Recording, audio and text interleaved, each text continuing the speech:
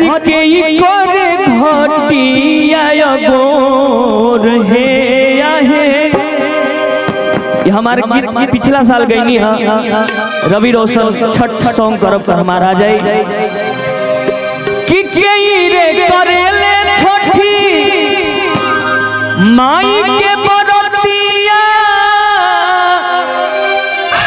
और के करे घटिया गोर हे आहे।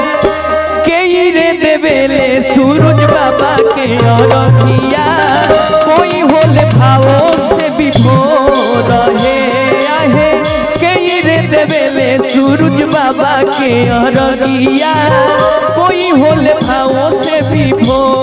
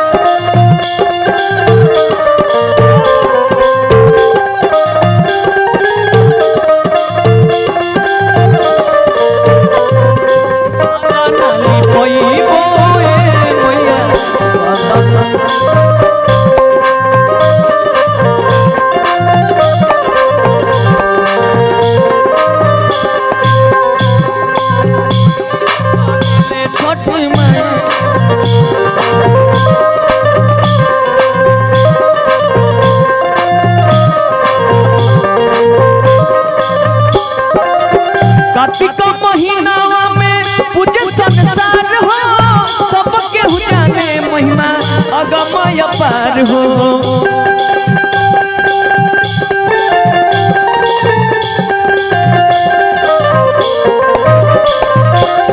कार्तिक महीना में पूजे संसार हो सबके जाने महिमा अगमय पार हो। ये एगो परब कि कुछ सब कुछ सफाई में भी कुछ सफाई भी करेला लोग हर एक तरह के इसमें सुविधा बा। भक्त कहले का कि पगड़ी से रहिया बाहर ले बरतिया और कृपा बनई हर में सहे आहे।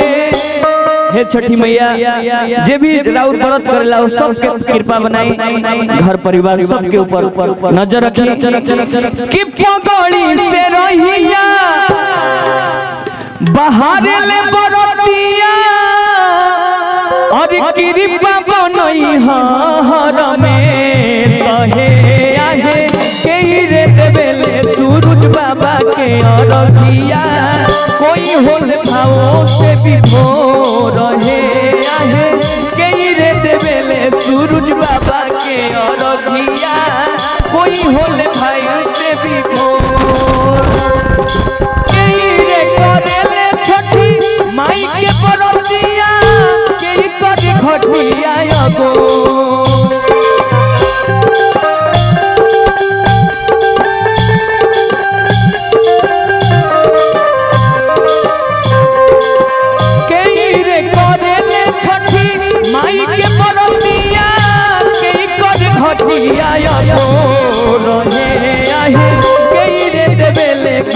बाबा के अरतिया कोई होले भावो से विभोर हे आहे। के रे देवेले सूरज बाबा के अरतिया कोई होले भावो से विभोर।